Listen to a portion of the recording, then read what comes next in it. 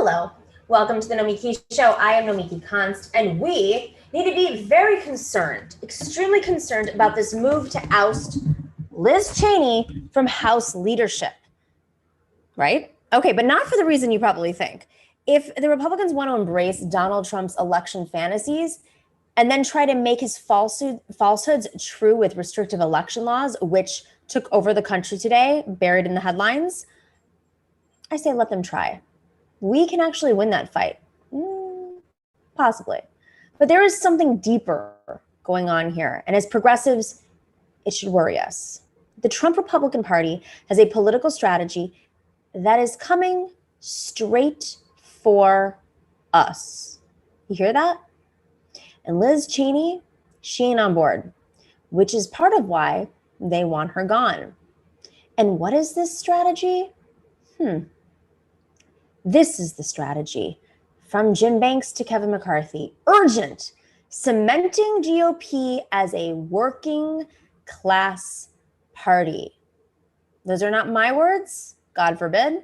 That is the title of a memo that an Indiana Congressman, Steve Banks, wrote to Kevin McCarthy a few weeks ago. Jim Banks, excuse me.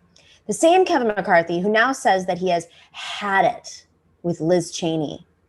Liz Cheney is representative of the old Republican Party, the Ronald Reagan, George Bush, George W. Bush, Dick Cheney Republican Party, the neocon party, the party of military power, free trade, and low taxes, the party that made war on terror and the war on drugs.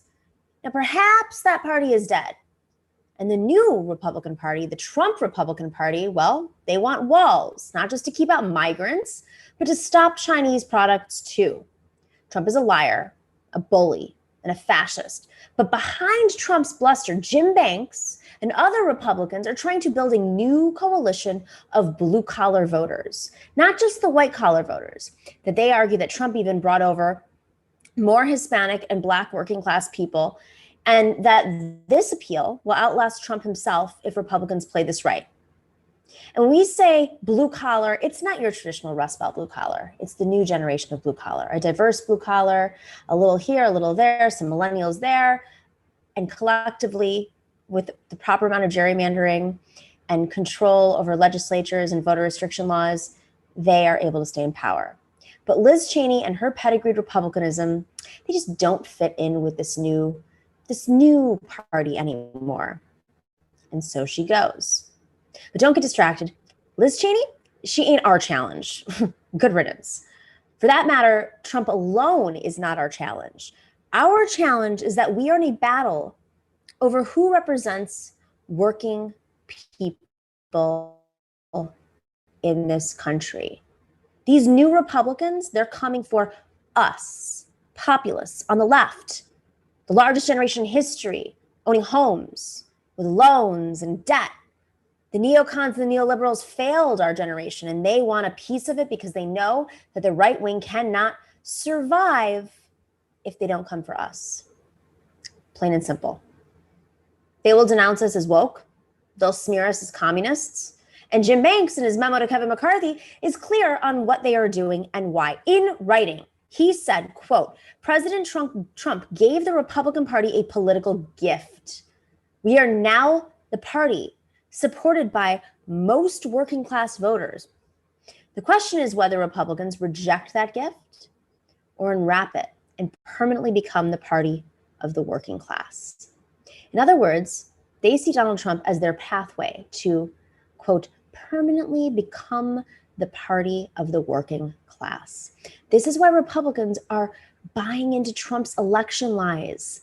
This is why they won't let Liz Cheney, a legacy, stand up for the Constitution or the plain truth. God, I can't believe I'm even saying that. By calling out Trump's election lies, she's undermining their basic strategy of building what they are calling a permanent party of the working class. Now, we all know their claim to represent working class people is absolute crap. And their analysis of the vote overstates how well they did among blue-collar workers. But if Trump had taught us anything, it is that we can't let facts speak for themselves. And we can't there's no way we can laugh this off. We actually have to fight it, both by showing how wrong their ideas are and by cleaning up our own house, liberating ourselves from all that corporate money. People don't trust it. It's elitist. And purging the tech mindset that made exploiting gig workers seem okay. That's relevant because the Democratic Party is still tethered to the machines, the tech companies that are profiting and growing off of the right wing tapping into the working class. We need to rebuild our labor movement and the Democratic Party's alliance with labor and reform labor. And we need to build local and state parties so we are connected to working people where they live. We have a pipeline of candidates, we have a pipeline of operatives, and we have working people running at every level so we can compete with the Koch brothers. Because when you have actual working people running, not some demagogues pretending to be working people like Tucker Carlson and Donald Trump, we have actual working people that connect with their communities, you win. So take that money you're raising, Democrats, and invest it into building a pipeline if you really care. We have a lot of work to do. The dragon of Trump is not slain. It rises in even greater force now as the symbol of something new and scary and right-wing workers' party. We've heard that before, right? There's a name for that, another name for it. It's called fascism. And Liz Cheney, good riddance, is just one of their first casualties. So we are all next. If we don't stop them now. And if anyone, and I want to say this very clearly, we have to call it anyone who tries to bridge left populists with right-wing populists, because the right has the power. The right is using and exploiting people who have their own agendas to bridge these alliances and build their demographics into the future. It's not that they need to win all of the country. They just need to win enough based on the rules that they've fixed through gerrymandering and taking over legislatures over the last 30, 40 years. They just need enough. All right, we have a wonderful show today. We have the new hosts of the new podcast called This is Revolution, Jason Myles and Pascal Robert. They're going to be here up first, and then later we have Arun Chaudhary, host of the committee program, right here on Mondays at 3 p.m. to 6 p.m. here on our show, on our channel. And of course, Representative Chris Rabb from the 200th District of Pennsylvania, Northwest Philly. We will be right back after this break.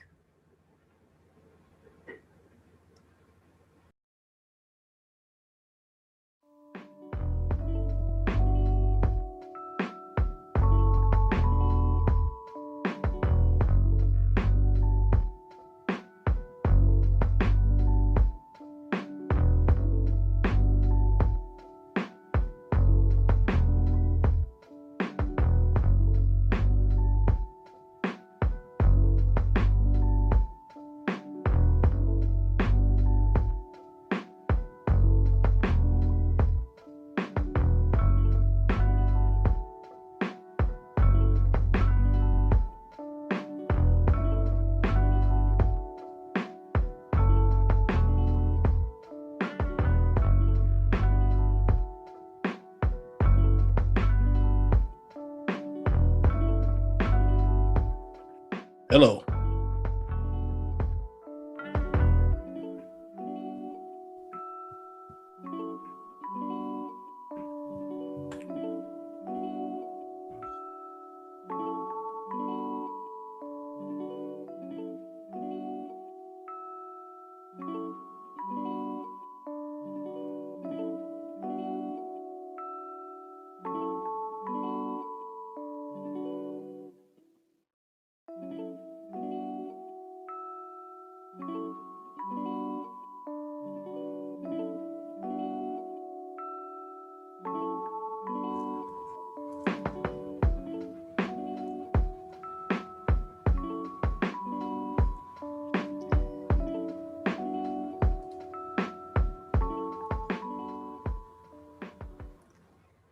All right, welcome back to the Nomiki Show. I am Nomiki Konst, and very excited to have Jason Myles and Pascal Robert, who are the hosts of This is Revolution podcast. It is a show about politics and music from musicians who sing about politics. Oh my God, how can you do two things at once, guys? Don't you know your space? Don't you know you got to stick to one? Very excited to have you. Napoleon the Legend texted me right beforehand and he was like, oh, this is gonna be dope. This is gonna be dope. So I'm thrilled to have you. And I know you got a lot of things on your mind right now, but like, let's just start off with what's your podcast? Tell us about it. Jason, let's go with you first. And you could just like jump in. We're a family. You're all on mute though. So none of you are going to speak over each other if you're on mute. All right. There we go. Jason, can you hear me? He's ready. Yep, I can hear you. Okay. So the show started actually as I'm a touring musician when the world was still wide open, traveling all over, playing crazy ass loud, punky metal music. And it is of a political nature. And while we weren't touring, I thought it'd be a good idea to do something like this because at the time I was living in a music rehearsal recording studio warehouse in West Oakland. So if you're familiar with movies like, or a movie like Sorry to Bother You, a lot of that was filmed there. And so we have access, or I had access to all these different musicians coming in and out. We thought it'd be like fun to do a show, talk about what we do musically and the political world we live in, because also across the street is one of the largest homeless encampments in the city of Oakland. And also I've do some work, not anymore with the show, with the unhoused population. The band thought it was kind of a dumb idea. That's never a good thing.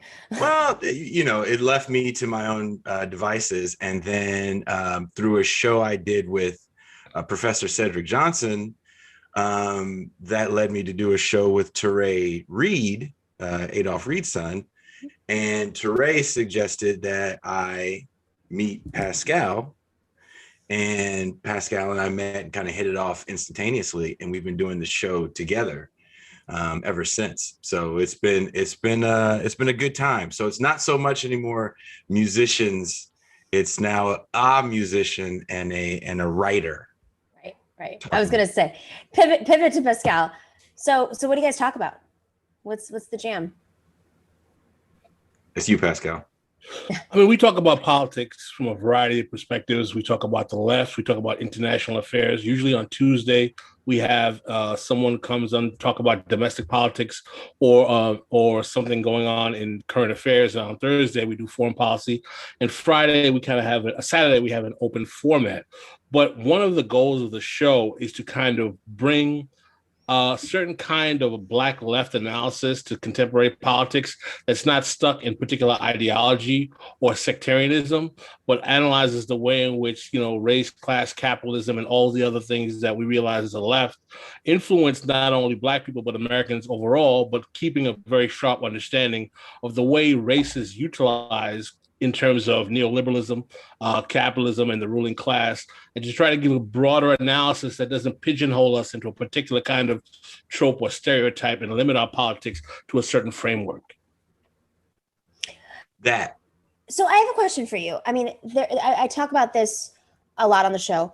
How I talk about it from a perspective of a woman, that ecosystems living in are just not built. This is the day that Facebook has said, okay, we're still gonna ban Trump. It's like, cool, now deal with all the other issues too. They're not built to have these conversations. Do you feel like it's you have to come up with like new ways of hooking people in to have real hearty conversations about issues that are in our faces that we're dealing? I mean, especially after last year with the protests that overwhelmed this country, people are starting to wake up. And if they had access to shows like this, it would be like 2 seconds. People would wake up even more so. You hope. I mean, Facebook banned me actually. They permanently banned me for an article I wrote called "Kill the Poor." Did definitely not ask me. Clearly, I'm. It's a Dead Kennedy song, but I am permanently banned from Facebook. So that actually kind of has some negative connotations with trying to promote the show. Oh my God. So, and I definitely have my feelings about those those platforms. Did they say why? Now I have to know all this. No. They just. I tried to log in one day and I was locked out, and I've been locked out ever since. I happened to have an extra profile from another band I was in that I just was able to change the name, but I can't be Jason Myles. I can't really be me because Jason Myles is totally excommunicated from the Facebook platform. I mean, this has become such a norm that it's almost, we're almost flippant about it, but it has extraordinary consequences. I mean, this is. Oh, I lost memories. I lost definitely pictures of family members that are no longer here that I had and didn't think to save. That part is frustrating. It's also frustrating that, you know, from a show standpoint, try to advertise the show, to grow the show, to get the message out to more people, you know, we can't do, because traditionally to get the message out, I traveled, I toured. Right. And then I was able to use, you know, kind of Facebook as well. So that definitely, like, let's put this in perspective. Yeah. It's like we've become so numb to this that we don't even realize, number one, like and I will beat this to death. If Facebook, if YouTube politics is like overwhelmingly 90% almost white male, Fox News has more women audience and more women on air.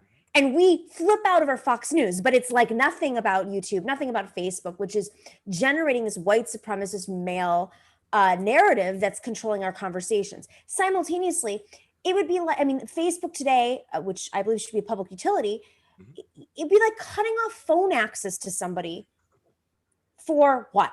No justification? What? It really was, because you forget how large these platforms have gotten. Especially when it comes to the integration that they have into your life. So you really understand that importance. And, you know, I live in the Bay Area, Oakland, California, and I'd be lying if I said I haven't been in rooms where you got to sign in non-disclosure statements and hear Mark Zuckerberg talk with Peter Thiel. And when you hear those conversations, you definitely understand why certain voices get silenced and why other voices get platformed. It's just kind of part of the plan. I mean, you have a major libertarian lean when it comes to big tech and the people that are on these boards. And they're getting away with it because they do this like dance with the Democrats. Well, let's also remember that there was a time 10 years ago, and Pascal, jump in here if you want, when we loved Steve Jobs, maybe 15 years ago. He died. Mark Zuckerberg was the future, right? Facebook was the future. All this technology, Elon Musk was beloved. And again, these are people that I don't like. But let's not forget, at one point in time, we were just over the moon for the future of what Facebook was going to do, what Apple was doing. And now all of a sudden we're realizing that these are the villains. Yeah.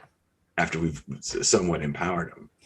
Pascal, I think the question also becomes, how do you create a left that's not dependent on capitalist technology to get its message out?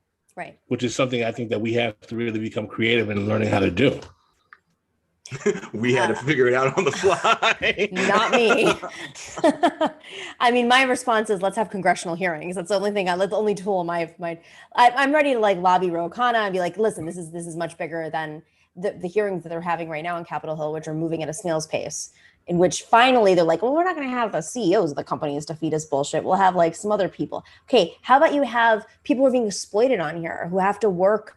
I mean, I'm very lucky that I have a large enough platform to sustain this but it's by no means what it should be. But there are people who have to reach a certain metric to be verified, and then like after 5 years they're verified, and then like they're monetized and they're barely getting any. I mean, it's bullshit. It's exploitation. I felt this way on cable news, and this is a much worse version of this.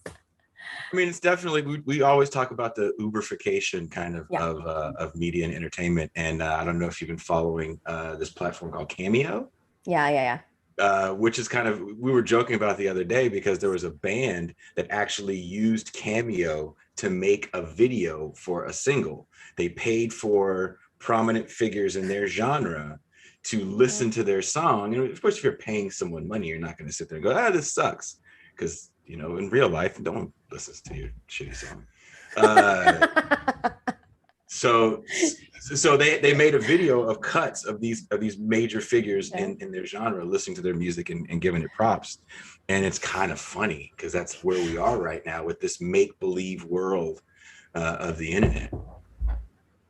So I want to pivot a little bit because there's some very serious stuff outside of the world of media and the exploitation of poor us. But to be fair, like, it is kind of exploitative. I don't want to minimize the fact that there are a lot of people who are struggling to get the word out for working people on leftist platforms, which we don't have.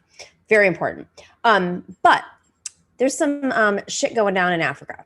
And I say that vaguely because the Biden administration has reasserted African presence as plans for June's African Lion 21 exercises underway. Can you guys explain what's going on here? What does this mean? Well, basically, this is a continuation of the militarization of the African continent that started with Bush and was continued with Obama in reaction to the presence of China and now Russia on the continent. As we know, Africa is very important for mineral and resource development. And what we're seeing is a kind of 21st century scramble for Africa that is putting the actual life and well-being of nations, the 53 nations on the continent, in jeopardy. So AFRICOM, which is basically a militarization of the African continent in which the U.S. works in cooperation with African leaders to provide military technology and service and training, works as a buttress to the Chinese developmental presence on the continent, but ends up really with the larger geopolitics of China and the United States in the crosshairs, puts the continent in the crosshairs for kind of like a potential military conflagration. And the question becomes: is that what's going to be is Africa going to be the next space for the military imprint, like in the early aughts the Middle East was? So African Lion is something, it's a military exercise that's been going on for a long time. Can you explain what that is?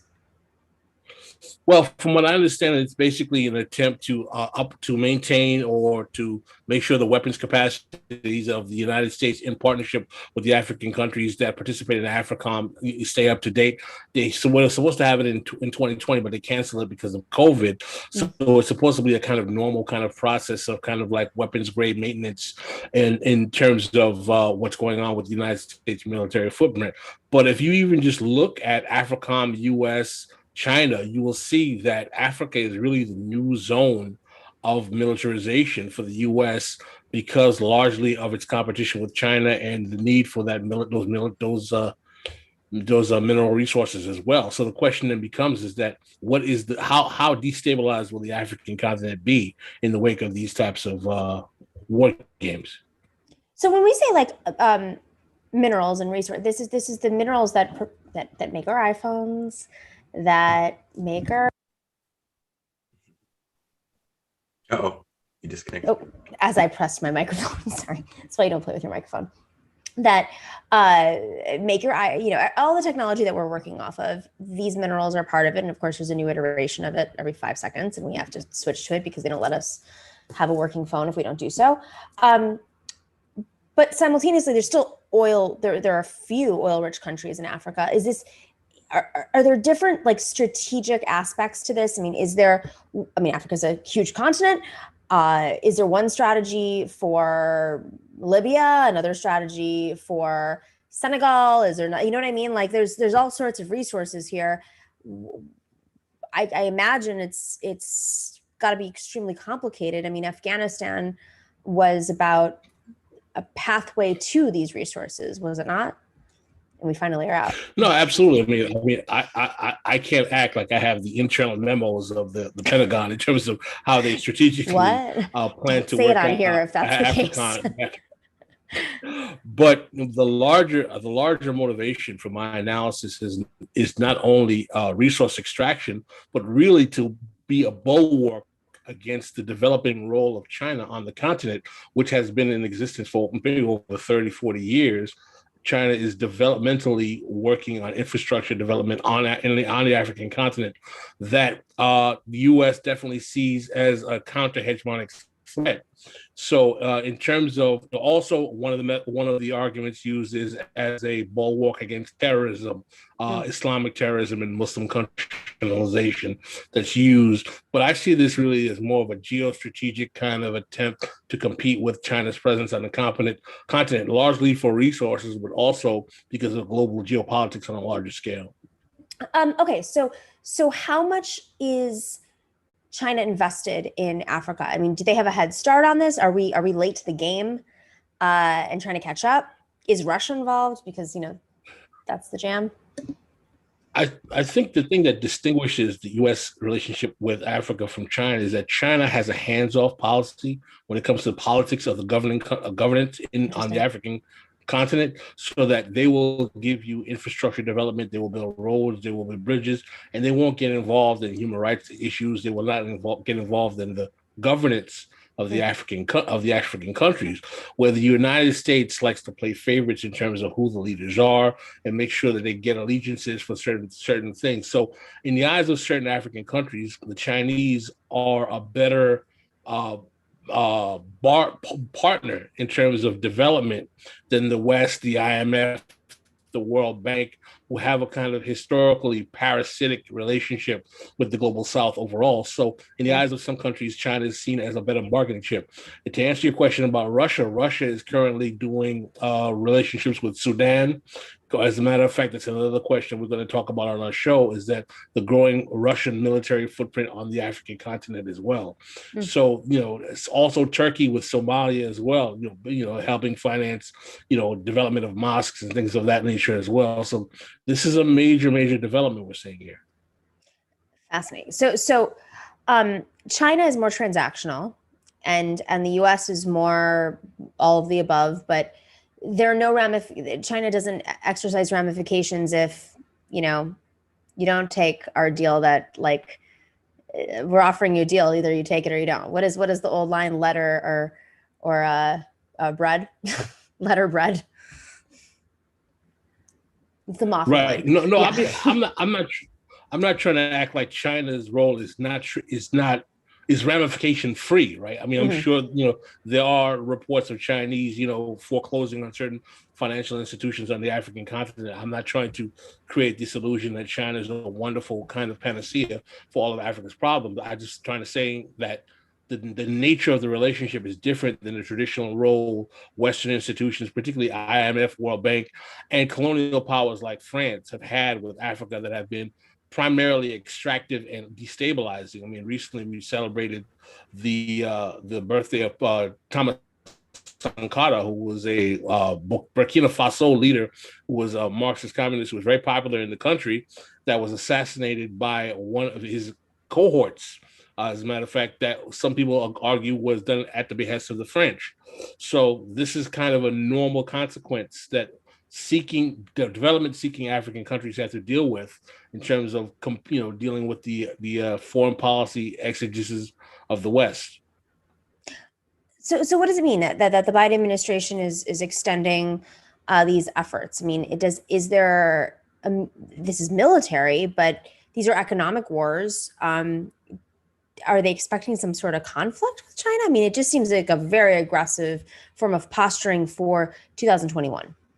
Possibly. I mean, if you actually look at the reporting in some of the military publications that come out of, like Military Times and things of that nature, they literally talk about the potential military conflict with China in Africa. I mean, there's rhetoric like that is used. It's not something that is not outside of the purview. I mean, I was talking to a friend of mine recently about, if you go to the Rand Corporation, they issued a white paper in 2016 on war with China. That's Rand Corporation, is a major, foreign policy, global military think tank.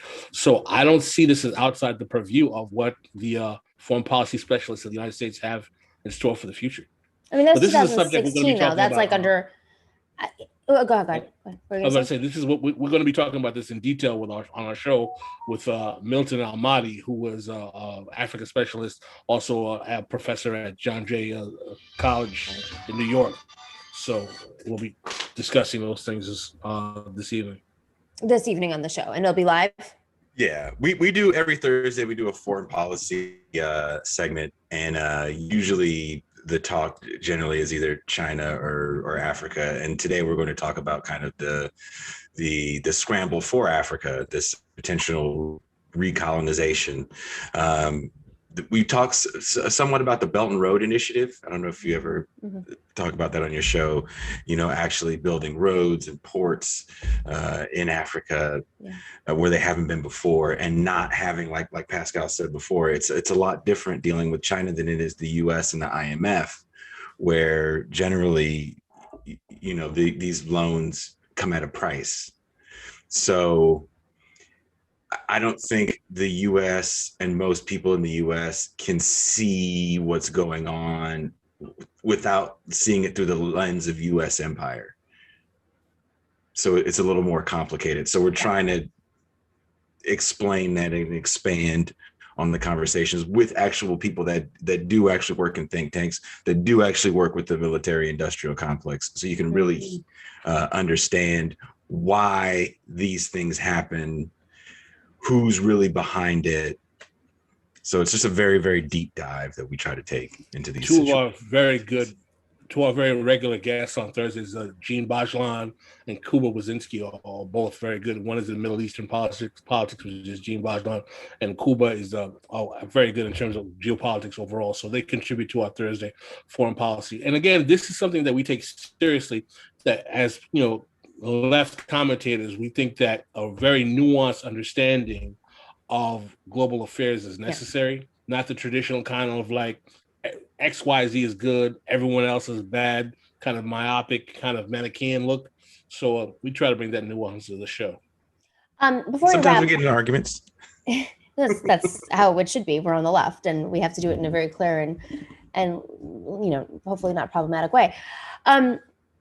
So Donald Trump, I mean, I opened with this like assessment of the Liz Cheney effect in the Trump party, and how there was this memo to Kevin McCarthy about becoming a right-wing working class party, which is, very much tethered to Donald Trump's campaign promises, including taking on China. So how does Donald Trump's China policy affect Biden's Africa policy today? Because you never heard Trump talking about Africa. It's always about China. The thing is interesting is that I don't think that Biden is a digression from Trump's China policy at all. I think it's actually a continuation. And I would argue that, frankly, that the geostrategic conflict with China is a bipartisan consensus. I think it's a realization. I mean, as I was watching a program Paul Jay had yesterday he was interviewing Mark Blythe, that for the first time, China is Europe's number one trading partner, having displaced the United States in the last year. So that's a big deal. So, when you're saying that the EU's number one trading partner now is China and not the United States, with the fact, in the wake of the instability, we don't want to deal with the U.S. as the hegemon. We're having a little bit of a glitch. Oh, Pascal, your Wi-Fi cut out. There we are. Go back. Keep going, Pascal. Keep going. Your Wi-Fi cut out. Yeah, this right left Democrat. Oh, okay. This Republican Democrat every 4 years. Oh wow. Well, I mean, we got to remember the pivot to China started with Barack Obama. Yeah. And Biden is part of the Obama administration. So I don't know why we would think it'd be any different under Joe Biden. I don't know why people. Well, it's weird. I mean, he. Go ahead. I'm sorry. But I mean, Obama had this policy. I mean, he overwhelmingly invested in. I mean, he went to APEC. He leaned in very hard on his entire Asian relations policies because of what you're saying, and it was something. I mean, I think that was something Trump tried to very hard push back against, but. Obviously TPP was a big part of that too. Would you say he tried to push back against what Obama was doing in the pivot to China, Pascal? I don't think so at all. You don't think verbally he did? I'm not saying he actually did. He was against TPP, which is a quintessential aspect of Obama's Asian policies. Yes, I mean, I think on trade basis, he was against TPP, but I also agree that Trump was not really making the expansion of the African footprint as major part of his prerogative, and getting out of all of the geopolitical entanglements of NATO and so on and so forth. Right. But I still think that the antagonism towards China is pretty much a bipartisan consensus, and it's not. Even though Trump might have heightened that, I don't see Biden as being a deviation from that politics. You know what, guys? If we had just elected Mitt Romney, we could have really gotten ahead of this, because he was mentioning China and Russia way before anybody else, and Barack Obama thought that Mitt Romney was stuck in the 80s and wanted their policies back. But yeah, just kidding, just kidding, guys. Remember, was Mitt Romney the one? What did he say at that dinner function that kind of ended the campaign for him, where he got caught on a hot mic? Oh yeah, the secret wealth. Oh my God, I forgot already. God, it's you know what I'm talking about? Like in 2012, he was caught on a hot mic at a donor party. Yeah, I don't think it actually made a difference in his race. I think it ended up. Yeah. It was just like, yeah, that's who Mitt Romney is, and it was just reinforced. Thank you very much. And he killed Toys R Us, so there's always that. He killed Toys R Us. He's a senator in another state. Like, that couldn't happen in the Democratic Party. We couldn't have Governor Mitt Romney, inventor of Obamacare, suddenly be senator from Utah. And side note. Anyways, guys, all right. Last little plug. Where can everybody find you? YouTube.com/This Is Revolution Podcast. Our website should be up right now. This is revolutionpodcast.com. Look at that. We do live streams every Tuesday and Thursday at 6 p.m. Pacific Standard Time. And Saturday, we do an extended show, which we call the Free Show, with Paul Prescott from Jacobin, Green Party Vice Presidential candidate Angela Walker, and Marcus from the Left Flank Bets. Nice. Love it. And we do that at 12 or 9 a.m. 9 a.m. Pacific Standard Time every Saturday. 9 a.m., 12 p.m. Eastern live. Yep. Okay, go check it out, guys. We have it in there. We're going to put it in the information section as well. Thank you, Pascal and Jason. A pleasure. Come back on anytime. Anytime you want to talk about anything, join. We're going to hold you to that. Oh, done. I already talked to Napoleon about us two coming on together. Yes. Trying Let's do it. Well, Tuesday we didn't have a show, and that was sort of random. But normally Napoleon's on Tuesdays. So you heard his music. Did you hear? He has our new. Yes. I heard the song. It's hella dope. We talk, I would say, almost daily, because I don't sleep. So he lives overseas. So it works. And Josh Conn Russell. Yes, of course. They have the panel together. See, there we go. We'll just continue saying, this person, just catching up. All right, guys, thank you so much. Speaking of overseas, we have Arun Chaudhary, who's in Berlin right now. I think he's back in Berlin, the host of the Committee Show. You guys should go on the Committee Show. They talk all international politics all day long. That's on Mondays on our channel, so we should connect you. Let's do it. Arun Chaudhary is here, and Rep Rabb, also, you should connect with him. He is the most radical, incredible state lawmaker in this country. He's representing the Northwest District of Pennsylvania, the 200th District House of Representatives, in the extremely corrupt House of Representatives in Pennsylvania. But he is the best. You should check him out also. All right, guys, we're going to switch to the panel. Thank you, Pascal and Jason. Greatly appreciated. Thank you. Are we taking a break? Okay, we'll take a little bit of break. We'll take like a 2-second break. Peace. Rules are out the door right now. What am I doing? When I'm on the road, the format's different. You're on. Oh, we switched out. Rough. Okay. Are you in Puerto Rico? I am. We're very live right now, by the way. Everybody hears this. I'm in Puerto Rico. Oh, okay. Sorry. No, you're good. It's because everything's different now. Thank you, guys. We'll talk soon. Peace. Right.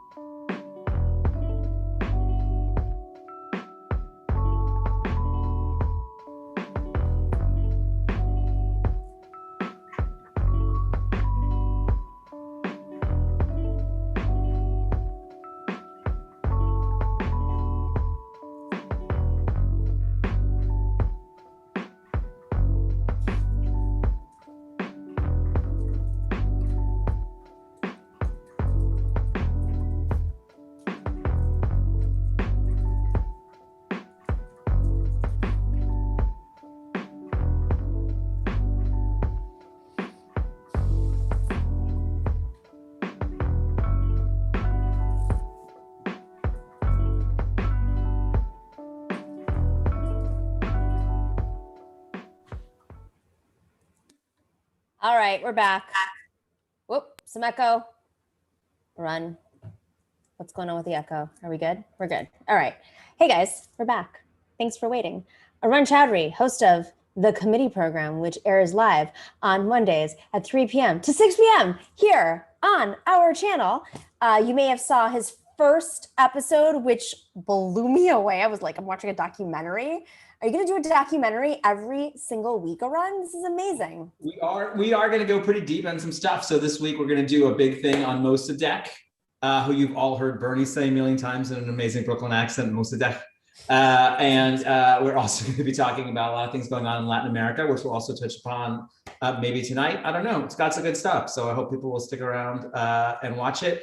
And we'll also upload clips from it, which we've been a little negligent for on the YouTube channel. It's been in other places because we're trying to build those lists up also, but that's not fair. That's not fair to the YouTube audience. So we will see. It's what happens. You launch a show, it's piece by piece. This is how it works. You know, it is what it is. We're not big corporations. You know, people might watch our show and think, did like CNN produce this? And you're like, no, this is what happens when CNN bans leftists and big media bans leftists. They're brilliant, and then they could just do it on their own. So anyways, all right, while we wait for Rep Rabb to connect, there's some connection issues because he's always floating from one office to another. I want to discuss Colombia because shit's going on down in Colombia right now. The president, he has been not only targeting working people with his tax laws that he's retracted now. There are protests. That's actually retracted. Yeah. Okay, so can you explain it? Because I tried to explain it yesterday, but I've been buried in like Puerto Rico's issues, and I'm like, I have to, another Latin American country. I have to like. I mean, a bit. I think the problem is that there was a tipping point in this tax protest in which, as in any kind of major protest, when the middle classes, when that swing portion of the population gets involved, that's when things get extremely serious. And so the protests got serious, and some of the actions taken during the protests, heavily militarized actions, have been so repressive that you have seen a continuation, especially in regions like Cali, a continuation despite the fact that they've taken the law back.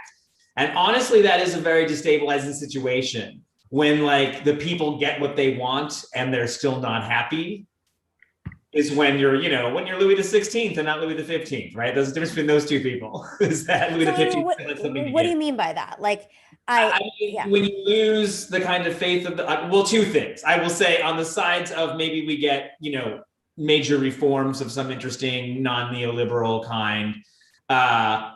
Yes, more chance of that because middle classes are now joining with working people and joining with more dispossessed parts of the population together. But also Colombia, just like the United States, is a place where the police and the military have a very sort of thin line. And guess who's been arming them for decades and decades and decades? So guess where is flooded with people who have learned aggressive people tactics during protests. So, I mean, that's why this is happening also. And when we're talking about other places, they look to Colombia as a place where you learn how to repress populations. Like this is where the good stuff is. Let's play a clip of what they've been up to. There's a video of how they've been repressing with helicopters. Can we play that clip? Boop, boop. Let's zoom in nice and tight.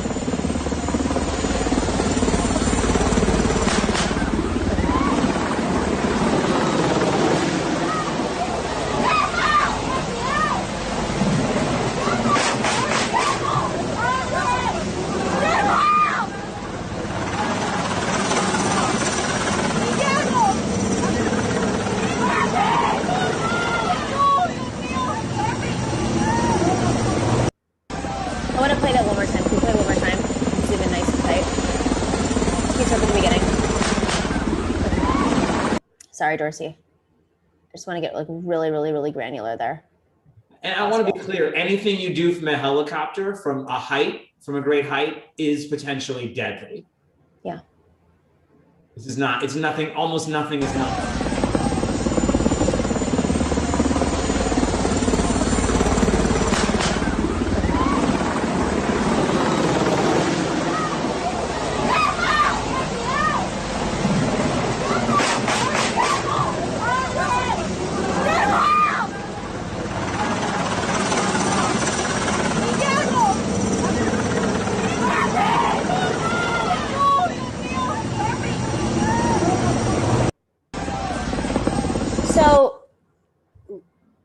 supposedly this is a helicopter that was a Black Hawk helicopter, U.S. provided. We don't know when. Let's just be very clear, so we don't have lots of situations here. We don't know enough. We don't know if that Black Hawk helicopter was provided prior to the Biden administration. Helicopters out, you know, like, yeah, like they've been hoarding them for a long time. Yeah. I mean, for all we know, it could have been provided to, like, well, speculate. Rep, welcome. Thank you. Rep from the 200th district of yeah, go ahead. Yeah, I'm here in Northwest Philly, and I just got off a call around policing issues, actually, some legislation I'm working on that is not entirely unrelated to what we're seeing now. I also have a bill I'll be introducing with a colleague around demilitarization of police, municipal police statewide. But I also want to point out, if you didn't mention before I jumped on, that these military resources are ironically and deeply problematically named after indigenous groups. Black Hawk, yeah. Right. So many things are used in the worst and most ironic ways. And I think, and you know, I did a fellowship about 20 years ago, right before 9/11, actually. And Bush was in office. And the things that I went to 5 different European nations in 30 days with 18 Americans between the ages of 28 and 40. It was the German Marshall Fund of the US. So we were in Berlin, Arun, and other places. And one of the questions that people asked the most from Europe was, why do you treat indigenous people these ways? It's awful. And it's fascinating how many people bring that up as such a huge hypocrisy and kind of original sin in addition to slavery. They brought that up much more than they talked about slavery and civil rights issues. But I just say that to say that, you know, imperialism, one of the concerns we have about imperialism and empire is when it's validated by a brown face. Right. And so last week we were talking about the vice president talking about how awful these right wingers are and what they've done without talking about the US complicity in this. And then here you have, you know, the worst types of militarism and the equipment used. And then they're dubbing them with indigenous names, anglicized indigenous names in just the most obscene kind of ways.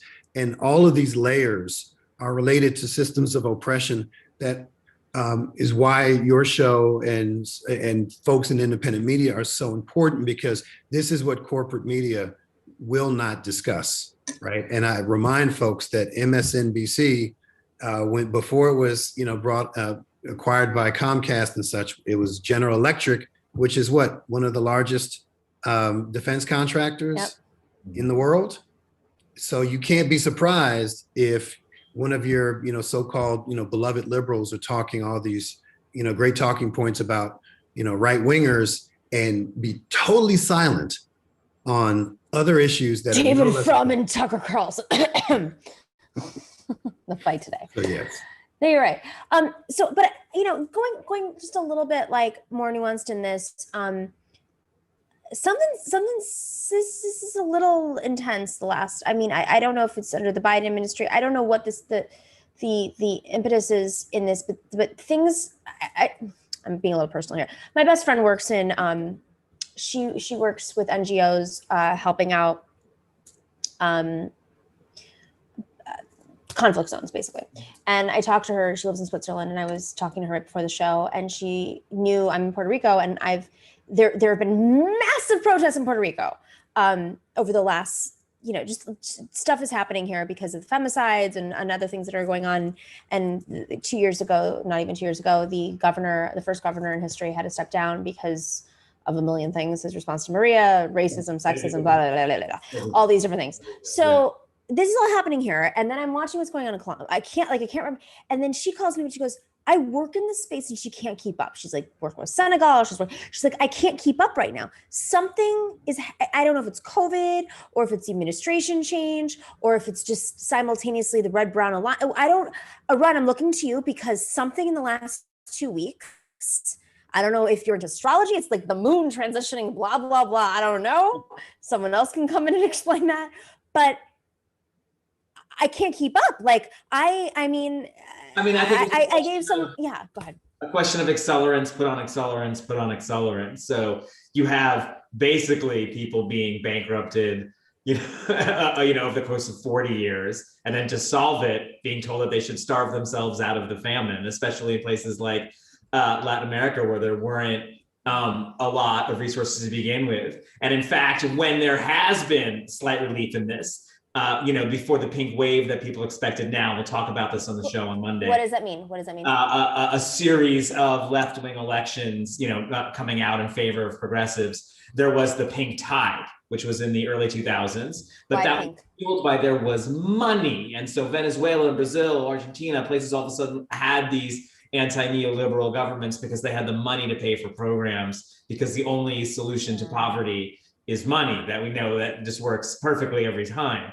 That this is the one. But the situation that we have now, COVID has made it worse and has moved people's expectations to wanting more social democracy, more social services, and no one is delivering it to them. And so in Peru, they are going to turn towards a Marxist, or they are going to turn towards the daughter of a previous strongman fascist dictator who seems to be much the same herself. In all actuality, like, this is what really drives me crazy. You have these movements, right? And I understand it takes an extraordinary amount of money and resources and organizing and let's just be very clear, propaganda and voter fraud and voter suppression, and depending on where you are, in alliances to basically like propagandize somebody who's a legacy elitist as a working person in comparison to somebody who's actually a working person. But it happens over and over and over. Bolsonaro, Trump, I'm like Tucker Carlson. How is this happening? How does the thinnest veneer of sort of working class whatever give people this authenticity that allows them to rise to the top? I think it's just chutzpah. I think you have to dare. Can we switch a little bit to Podemos in Spain? Because I look to Europe and I've been like, I was so hopeful with Syriza and Tsipras and this is, a few years ago, you saw these a couple of leftist leaders rise up and take power. And I always looked at Spain and said, well, at least Spain could do it. At least Podemos was able to what happened, Arun and Rep Rabb, I want to hear your response too, because it relates. Look, the head guy in Podemos quit. And so that's a big problem. Pablo Iglesias retired on Tuesday night, a month after stepping down as deputy prime minister. And this puts the entire coalition more than in jeopardy. It ensures that the next government is going to have far-right people in it for sure. Why would he do it? What's going on? And it seems totally predictable and preventable. So if you're asking me to give you the analysis beyond that, I can promise to, as Jen Psaki would say, I can come back to you with more on that. But there is not a surface answer. You just screwed the whole thing, man. It's selfish. I'm sorry. It's like, we don't know what's going on. I don't like to judge. Everybody's got a thing, but there does seem to be a lot at stake, and this does seem to be pretty short-sighted. Yeah. So I don't know the details around this, and so I don't want to speculate, but as an elected official, yeah, I have my days. I represent the bluest dot in the Commonwealth. Of the 203 legislative districts, I have the highest number of registered Democrats, probably the highest number of self-proclaimed progressives and tree huggers, and the highest voter turnout of any district. So I'm in a bubble, but when I drive 100 miles through rural Pennsylvania to Harrisburg, which is a small, urban center, I am met with, fascists and pro-authoritarian, anti-Black, anti-urban, anti-immigrant, anti-trans, anti-queer, you name it. And that has a toll. That takes a toll on me. And it takes, toxic work environments, workplaces take a toll on everyone. The difference is I have 63,000 bosses. And everything I do is scrutinized. It's scrutinized just, and I don't say that as a bad thing because I believe in transparency and accountability. I'm a good government progressive. So all my votes, my attendance, my speeches, all of that, how much money I spend, how much money I raise, where it comes from, all of that is out there. And then I'm scrutinized on a higher level as a Black progressive who is unapologetic about my values in an environment where it is not well appreciated, even among a lot of my Democratic colleagues. And depending on your professional trajectory, your mental health, your kind of financial net worth, frankly, of your household and your extended family, there are a lot of decisions there are a lot of factors that weigh on how long you can do the work you're doing, particularly if you feel you're going against the tide and doing so alone. So I can't speak to Iglesias and what's going on, but it's an issue. Cynically, but from a ruthless, practical point of view, I do think there should be an exit strategy. Huh? You think? Well, you're a politician for this long. Maybe you should maybe for 5 seconds. I mean, rep. Though it speaks towards we rap too much. It's so easy. It's people like me's fault because it's easy. Wait, you're cutting out a run. Oh, I was saying we wrap up our campaigns in people's personalities because it's the easiest way and we know it works when we're getting votes. And then at some point you regret it and you're like, it should be about more than that. And whether it is, Pablo Iglesias or Bernie Sanders or anyone, it's like, do we want to invest that much in a person's personality and in one person? And the answer is no. No, we don't. But devil's advocate here. Okay. Two things here. The great Larry Cohen, former president of CWA International and US, used to always say, Bernie Sanders needs to invest in the movement as much as his personality. Simultaneously, Bernie Sanders, we wouldn't have but inspiration of a movement, as I believe is still weak, even though, it's another conversation for another time, could be stronger. Let's just say that. Was inspired by Bernie Sanders in an era, forget about the fact that he's a person, it's an era where personality-driven politics are basically the only politics that work, given the media sphere, given how we raise money. I mean, I know, is it our imagination that that's true? But all three of us know, if we send out an email, we have a person's name in the email that's really popular versus join the movement or whatever. It does so much better, whether the person's the target, whether the person's the subject, whether the person authored it. It's personality-driven politics. Now, simultaneously, Angel's advocate is what about the contract with America? Oh, different. That was 25 years ago. All right. Doesn't relate. Internet was on. And also different base. Yeah, different base. Now, let's put this in perspective with old movement leaders, right? Dorsey, can we take Pablo Iglesias off because I don't want to associate him with these people. What's about to happen? Yeah. So, let's take someone like, Dorsey's like, LOL. Let's take someone like Oscar Lopez Rivera, as I'm in Puerto Rico. Oscar Lopez Rivera was in prison for 37 years. This is a guy who they gave the opportunity to get out of prison multiple times. And he was like, no solidarity with my people, et cetera, et cetera. And he was, as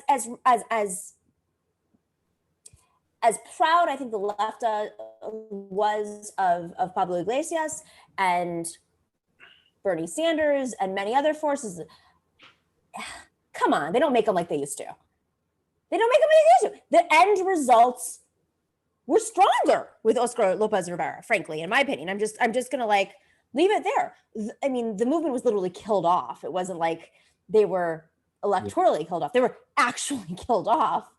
And simultaneously, you have Pablo Iglesias. He's just like, maybe I got a few too many threats. Maybe they followed me around let's like take the veneer off of what it means to be a leftist leader today versus, 25, 30, 40 years ago. They're not imprisoning us except for Lula. Okay, I mean, like, we understand what's happening in Brazil, but it's still nothing compared to what our predecessors, some who survived, what they did, what it took to win. And I'm sounding like a Leninist right now, but the reality is, we're gonna tank you here. This is bullshit. I'm sorry, Pablo Iglesias. Grow up here. You're Spanish. I can say that. You're still machismo, even if you are on the left. Like, what is this? It is just another sort of one of these attempts to make a real progressive populism work that's falling apart and kind of taking the wind out of that narrative sails. And that, to me, it does seem to be one of the strongest barricades against nativism, against proto and actual fascism, and against white supremacy. But he hasn't built the ecosystem. He hasn't built the next. I mean, there are some great leaders in Spain. I don't want to, but they don't have like they don't have the following. They don't have the email list. They don't, and frankly, give me a second, because if I say this, I know I'm going to regret it. So I have to take a second. Miracle out. I'm going to say it. Bernie Sanders did not do the same thing. What do you mean he didn't do the same thing?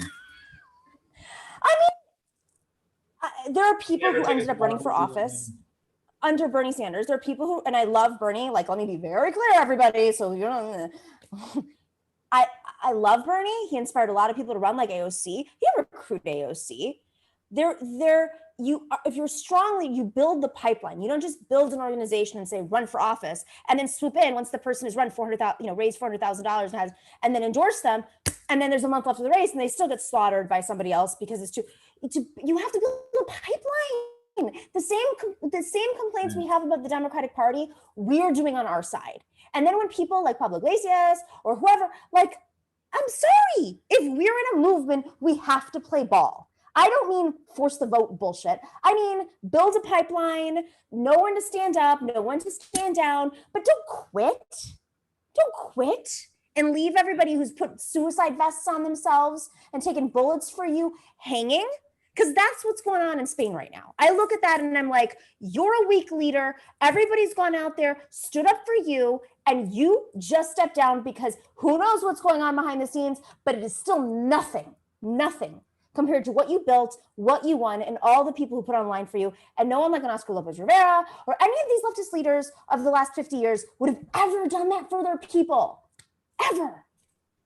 So what is the succession plan, and how do we judge and evaluate what folks do before they surprise us by retiring or becoming a lobbyist or whatever folks, like whatever that is? Howard Dean. I'm just saying, like, what is, there's a difference between, a movement and a moment, and where and people can confuse the two. But when do we start? Like, so I knew as soon as I won, and you may recall, I wasn't supposed to have won. I was not the establishment pick. I said I knew I didn't want to be here forever, and I knew that succession was really important. That I wanted to be succeeded by a bold progressive, and someone perhaps who didn't even have the level of privilege I had, even as much of an outsider as I was. I was still, upper middle class, Ivy educated, cisgender, hetero Black guy, middle-aged. Like, I can't fake the funk. I accept all of those sites of privilege, and at the same time identify systems of oppression and our role in dismantling them. But I've always had that mentality that this is not my seat. I occupy it now for the people. But if I'm doing my job, if I'm a good steward, a good public servant, that I'm creating that capacity, that pipeline that you talk about.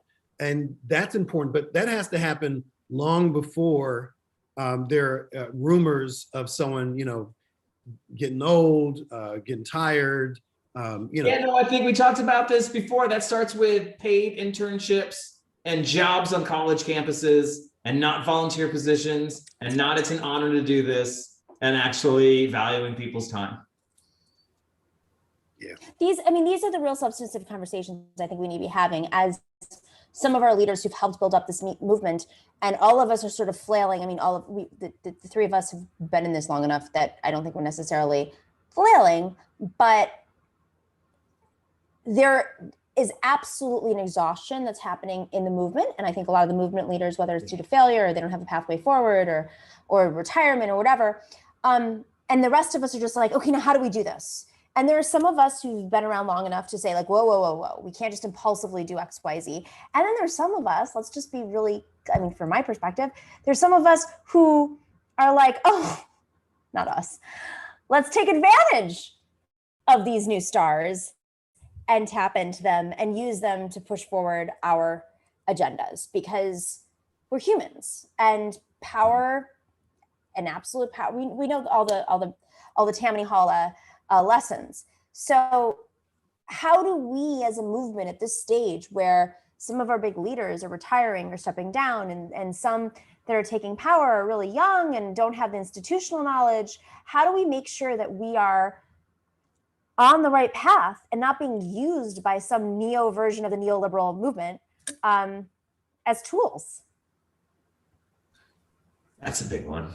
That is a big one. You guys are really wise. But I think people we ask. I think Arun, you have to build the infrastructure and you have to provide on-ramps to meaningful opportunity and access that would not naturally exist. You have to be intentional about that. And so that's looking at things from an equity framework too, right? Making sure that you have a range of folks. I never, pretended to be that aggrieved person who didn't have access to opportunities when I was running as an outsider. I was running outside of the democratic machine. I was not an outsider in terms of my access to some of the best opportunities and institutions in the country. That would make me a politician, right? I didn't need to craft that narrative. I say, these are my values. This is my track record. This is my approach to running. This is what I seek to do in office. And I did it, but there was not an infrastructure for me to jump into in Philadelphia, because it's not even a duopoly here. It's a one-party town, and so that means that you have the whole expanse of the political spectrum within one party. And when I endorsed a third-party candidate as an elected Democratic incumbent, man, they read me the riot act. I mean, they wanted to remove me from the party. And I'm like, I'm a Black progressive elected official. Why would I not support it? Why would I not support another Black elected candidate who has great qualifications? Why would I not do that? Wait. They wanted to remove you from the party? How did that actually function? They huffed and puffed, but they didn't get around to it. Probably because they knew I could raise a lot of money if they try to kick me out. Be careful who you become enemies of, because sometimes the enemies have enough of a, yeah. Arun? Everybody, final thoughts. I forgot I have an interview across the street in like 10 minutes. Oops. Sorry. No, my fault. This is totally my fault. Part of this is a problem of the professionalization of politics, and that there has to be a computer program and a job, and everyone should have this, and it should all be like that. And so we're not always nimble enough to sort of fight the asymmetrical battle that needs to be fought to win this. And what I mean by that is, like after Bernie, like there is an energy and a unity in the progressive. I don't mean to sound too sort of, woo-woo about this, but like there's a place where the energy is. And it was with Bernie, it was at Standing Rock, it was in different places. It's not always a person, but you have to be ready for when it hits. And sometimes it's sort of weird and bifurcated and not really sure. And that's right now. And you can't really be up at full strength, but it will coalesce around something. And you can't kind of try to like make it happen. It's sort of why it's really hard to be the Justice Democrats, right? Because they have to sort of pick these like unicorn stars who are going to do the thing, but that's like not really an easy thing to predict or to do or to even have any influence on the outcome of. And it can kind of become a sort of self-defeating prophecy as much as self-fulfilling prophecy. And so I think knowing when to keep your powder dry and organize all the time, storytell all the time, and then when that thing happens, ramp up around it, is one of the oldest organizing tricks in the book. But it's hard to balance with like a good, decent work life for all the people who we care about in this movement, which is also sort of an industry. Yeah. So I mean, that's ultimately it. It's like electoralism is not necessarily movement, but movement and electoralism have to go hand in hand. But I think sometimes I believe they're more divorced than they've ever been, despite the fact that electoralism has been influenced by the trends in movement politics. They're not facilitated out of movement politics. It's not, I mean, I look at all these new organizations out there that are left and none of them come from labor. Name one movement that's been successful in the country without labor. As problematic as some labor can be. That's just my gripe. It's a vital part of the different pockets that click together to get enough of, a chain reaction going. You need enough fissionable material. That's right. Arun Chaudhary, when's your show on? What's it called? Mondays at 3 p.m. Eastern time. We will see you then. It's called what? What's it called? New program with Arun Chaudhary. Please come. Where do we find it? On this channel right here, on Nomiki's channel. And we're like Twitch, YouTube, you got it. And Twitch and YouTube. You got all the stuff. Promote it. Come on. Oh my God, I don't know. I'll get a better spiel. You can like become a subscriber at fans.com. You can, and we're making cool things and we're doing stuff, making original content. It's all very, very, and if you just come on Monday, I will tell you all about it, I promise. But seriously, it's like, everybody that messaged me was just like, whoa. I was like, yeah, that's what happens when you bring on professionals. It's pretty incredible.